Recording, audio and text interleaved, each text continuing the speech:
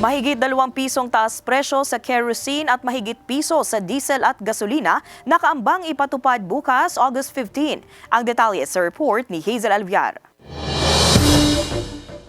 Sa ika-6 na sunod na linggo, oil price hike na naman ang sasalubong sa mga consumer ng langis at motorista. Bukas ipatutupad ng mga kumpanya ng langis ang mahigit 1 peso at 50 centavos sa dagdag presyo sa kada litro ng diesel, 1 peso at 90 centavos sa gasolina at 2 pesos at 50 centavos naman sa kerosene. Ang mga pumapasadang jeepney at tricycle driver umaaray na sa magkakasunod na taas presyo sa mga produktong petrolyo. Si Mang Aljo dumidiskarte na lang daw para kahit papano ay may maiuwi sa pamilya. Minsan, ang ginagawa ko, kinakon ko na lang para ako'y kumita.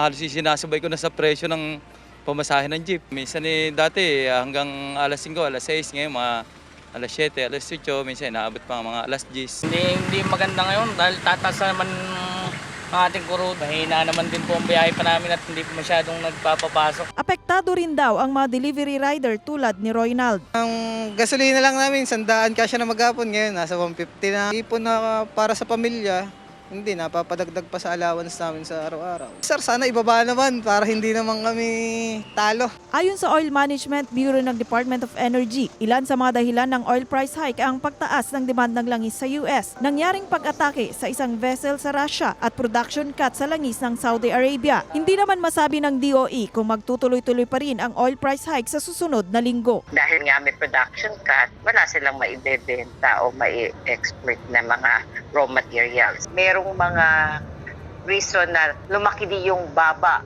sa stockpile ng US. Ibig sabihin, tumaas yung demand. Pero kung nagkaroon ulit ng pagbabago nung gumanda na naman yung kanilang impact ng petroleum products.